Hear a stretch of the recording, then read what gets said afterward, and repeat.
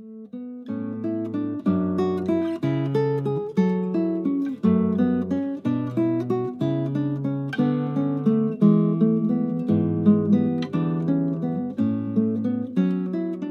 nome do Pai, do Filho e do Espírito Santo. Olá, amigos do Grupo Santo Anselmo. Sejam bem-vindos ao nosso curso de História da Igreja. Essa é a nossa 18ª aula. Nós estamos trabalhando com o tema História da Igreja no século I. Estamos estudando a história da Igreja no tempo dos apóstolos, na era apostólica. E até a 17ª aula, o nosso estudo estava plasmado, baseado no livro de São Lucas, no livro de Atos dos Apóstolos.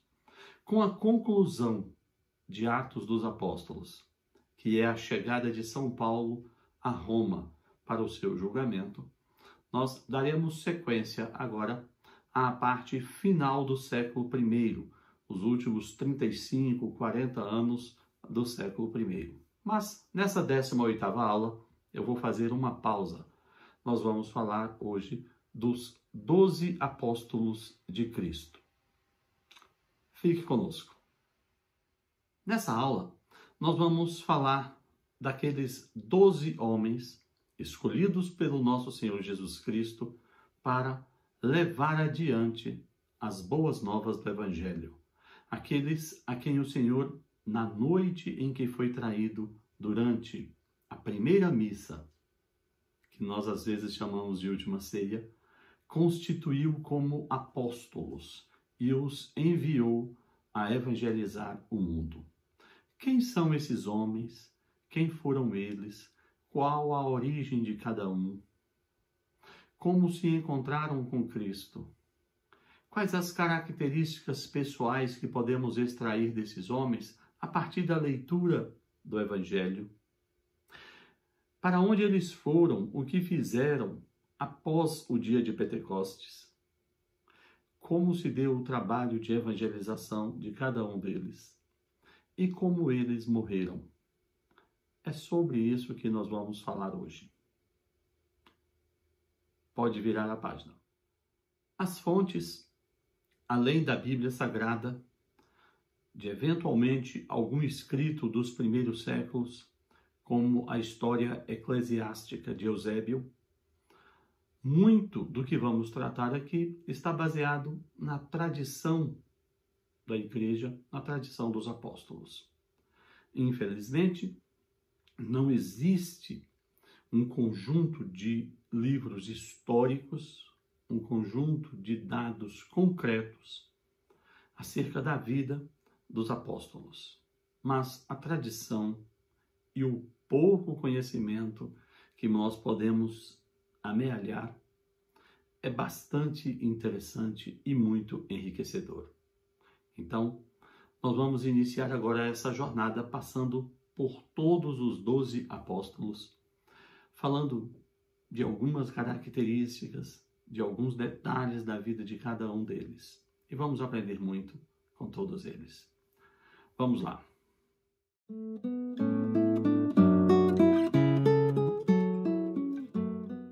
Santo André é o primeiro apóstolo de quem vamos tratar. André, o seu nome, vem do grego Andreias, que significa hombridade, força, coragem. Você pode relacionar com masculinidade. Tem origem na palavra andros, que se refere ao homem, no sentido do homem masculino. Ele nasceu possivelmente em Betsaida. Betsaida é uma pequena vila de pescadores, era uma pequena vila de pescadores, a nordeste do lago de Tiberíades. Eu já disse aqui, em outros vídeos, que o lago de Tiberíades, também chamado de Mar da Galileia, é um lago de água doce que fica ao norte do estado de Israel, né? E em torno do lago de Tiberíades, ou Mar da Galileia, existiam várias pequenas cidades de pescadores que viviam da coleta, da extração de peixes, da pesca ali. Betsaida é uma dessas aldeias e ali nasceu André, no início do século I. André, por óbvio, tinha como profissão a atividade de pesca. Era um pescador. E como se deu o encontro de André com Cristo? Tem uma peculiaridade na vida de André. André era um discípulo de São João Batista. São João Batista, como nós sabemos, o precursor de Jesus Cristo, filho de Santa Isabel e São Zacarias, Santa Isabel, prima de Nossa Senhora. São João Batista era o precursor, era aquele que veio pré-anunciar a vinda do Salvador, a vinda do Messias. E São João Batista angariou inúmeros discípulos, inúmeros seguidores. E um desses seguidores era Santo André. Santo André, então, seguidor de São João Batista, conheceu Jesus num determinado dia em que ele estava juntamente com João Batista e outro discípulo. Naquela mesma época em que João Batista batizou o nosso Senhor. Jesus ia passando ao longe e São João Batista disse: Eis o Cordeiro de Deus. Aquele é o Cordeiro de Deus. E desde então, André deixou de seguir São João Batista e passou a seguir Jesus. Tornou-se discípulo de Jesus. Isso está em São João, Evangelho de São João, capítulo 1, versículos 36 a 40. Uma característica curiosa de Santo André é que ele não foi apenas o primeiro discípulo, mas dentre todos os discípulos, ele foi o primeiro a anunciar Jesus. Exatamente. Tão logo se torna um seguidor de nosso Senhor Jesus Cristo, André vai até São Pedro, seu irmão e seu parceiro de pescaria, e diz que havia encontrado o Cristo, o Messias, e leva São Pedro até o nosso Senhor Jesus Cristo. Isso está em São João, capítulo 1, versículo 41. Santo André é, pois, aquele que, ao conhecer Jesus, ao se tornar discípulo de Cristo, se torna imediatamente um anunciador do nosso Senhor. Após o Pentecoste, após sair de Jerusalém, Santo André, segundo Eusébio de Cesareia, com base em ensinamentos de Orígenes, teria pregado na Ásia Menor, na região da Sítia, ao longo do Mar Negro, e depois teria ido pelo rio Volga até Kiev, hoje capital da Ucrânia. E daí ele se torna padroeiro da Romênia e teria entrado até o território que hoje é a Rússia. Por isso Santo André é também o padroeiro da Rússia.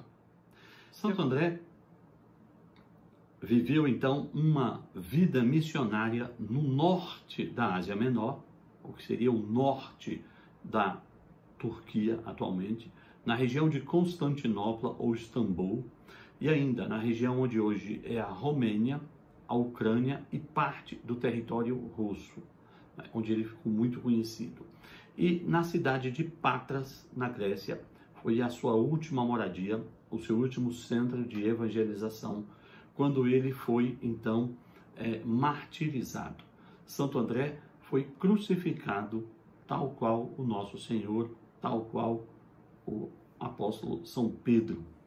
Mas, ao ser condenado à crucificação pelos pagãos em Patros, Santo André não se permitiu deixar crucificar numa cruz latina, porque a cruz na qual o Senhor foi crucificado já estava como um símbolo muito forte do cristianismo, e Santo André não se sentiu digno de ser crucificado numa cruz idêntica à do nosso Senhor.